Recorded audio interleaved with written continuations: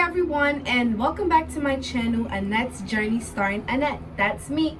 It's your favorite real estate professional back at it again with another video. This time I am actually doing a get ready with me. It's a topic that I've been seeing trending on YouTube and I wanted to try it out.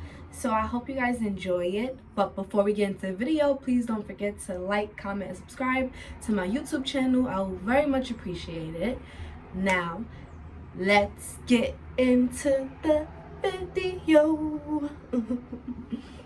Okay, so first off, I like to start by applying my daily facial cleanser by Cetaphil.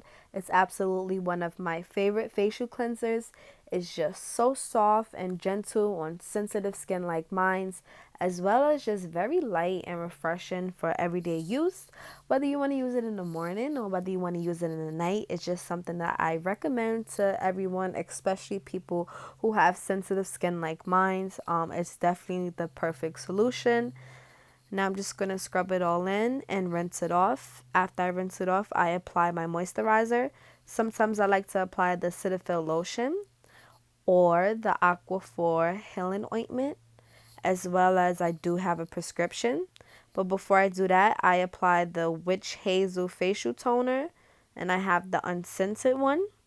I just apply that with the basic scrubs I get from Target.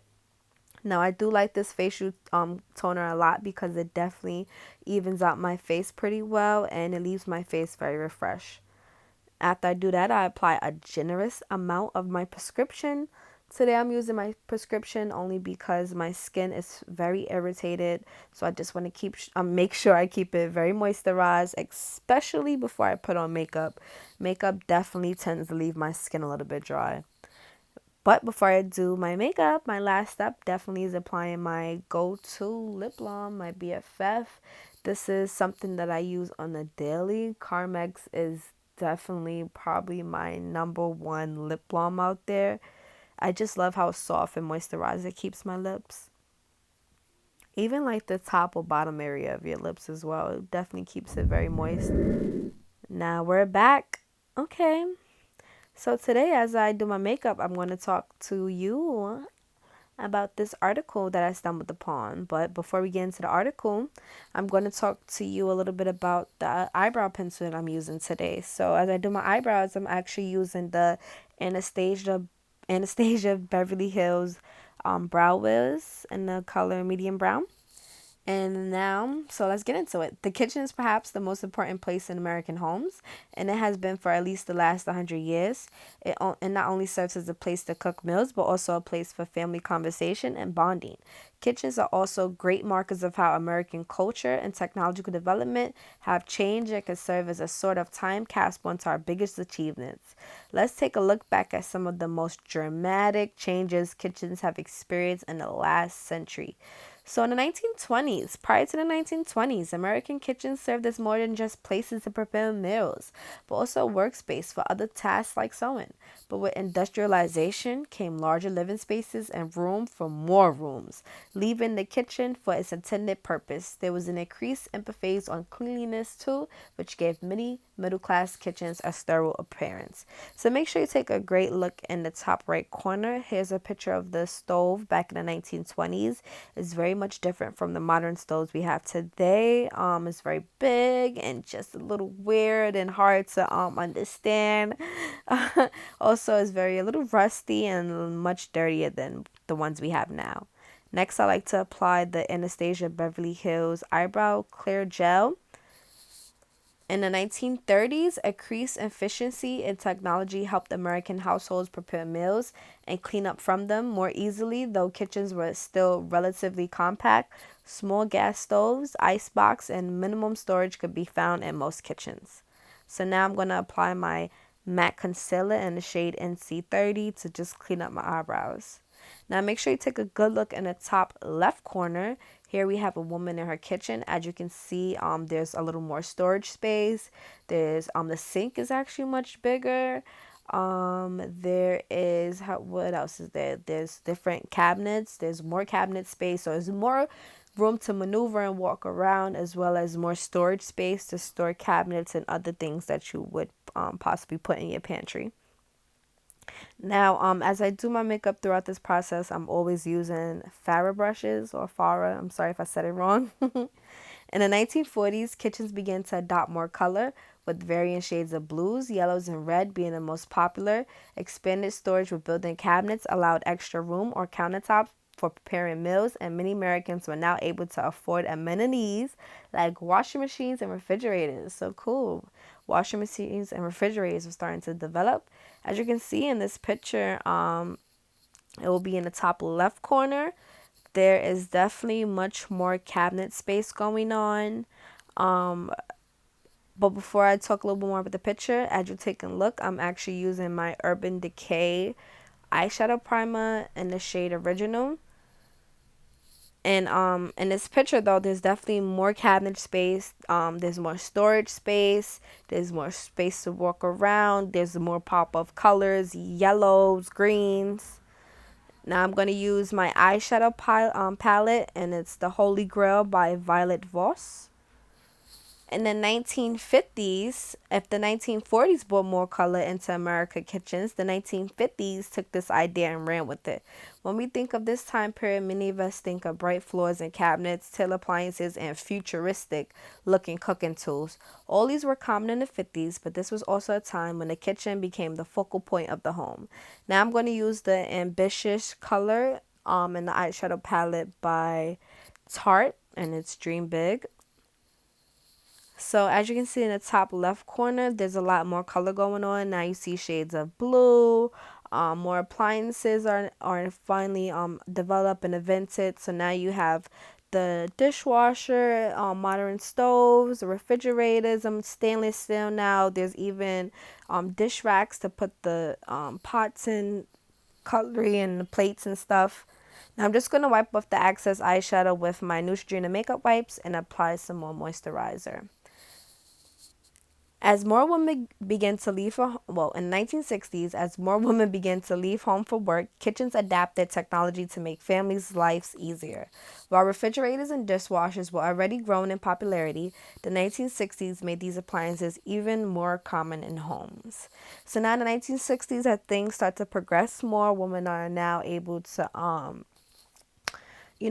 jump into different type of careers, and they're stepping out more, and so the kitchen has definitely become a more common place in a home. Now make sure you take a great look at this picture in the top left corner. I love this picture because as soon as you look at it, the colors just immediate pop. The bright shades of red, yellow, blue, the pink in the background, the wallpaper is popping, the checkered floors, the stoves are much more different. Now I'm going to be applying my MAC foundation. It's also in the color NC30, and I like to apply those with my sponges. Now, in the 1970s, patterns. The 1970s was all about filling your kitchen with the busiest patterns you can find. Think brown and gold floral curtains and orange countertops. This was also the decade of the microwave. As many as 1 million Americans reported owning a microwave by 1975. How cool was that? The microwave is now invented. So in this picture, there's a lot going on. Now you have wood cabinets. The stove is much more modern. Now you have teapots. You have like a little less version of the modern coffee pots. This person even has a little mini TV in their kitchen. So now more technology is being invented. Everything is much more advanced. So you definitely have a lot more going on in the kitchen. Now I'm just going to be applying my MAC foundation all over, just making sure I blend it in very well on my neck and face. Now, I'm so sorry, I tend to blend in my makeup a little aggressively. So in the 1980s, kitchens expanded to include islands and innovative bench sitting at the latter half of the century to accommodate for hosting and larger parties gatherings in this space. A combination of both old and modern accents like laminate cabinets with wood trim became increasingly popular as Americans were caught between styles of the past and oncoming digital age. Now in this picture, I love because it's definitely much more modern. Now you have the big island in the middle.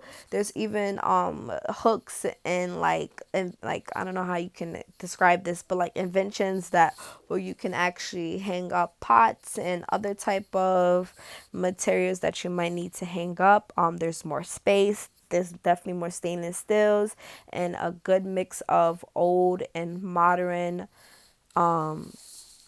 style in the kitchen. Now I'm going to use my Fenty Beauty eyeshadow, not eyeshadow, I'm so sorry, face primer in the shade Lavender. Now, in the 1990s, gone are the days of till refrigerators and pink stoves. The 90s brought a return to specificity. I hate that word, I swear to God.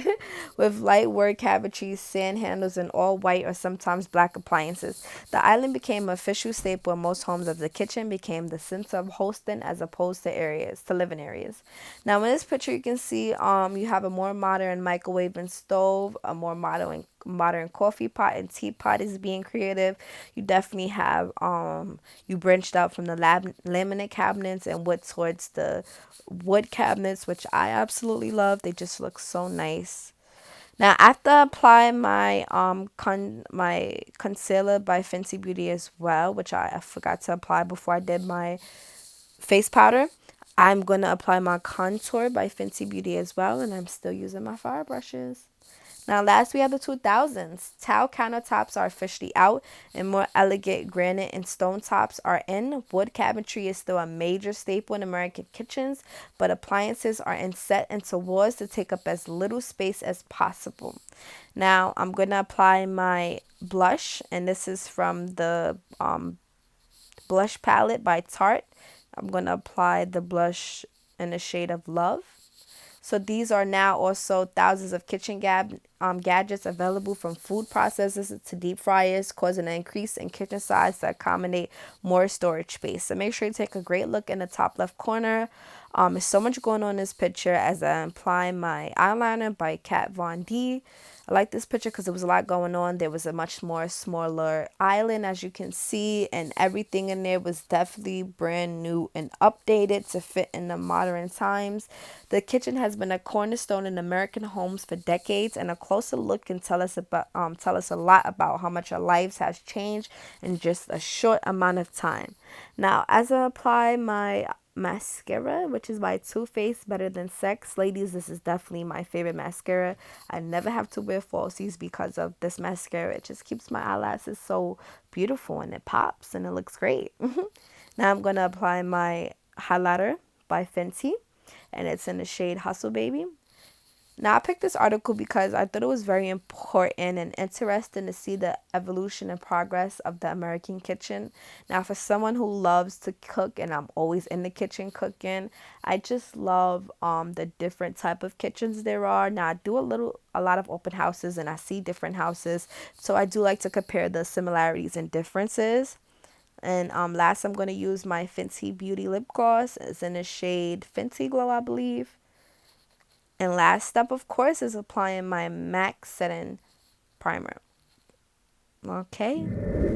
Now look at us. I look cute. Thanks, you guys, for watching my video. I hope you enjoyed it. Leave a comment below if you have ideas of things you want me to talk about in my next video. Thank you, guys. I hope you enjoyed it.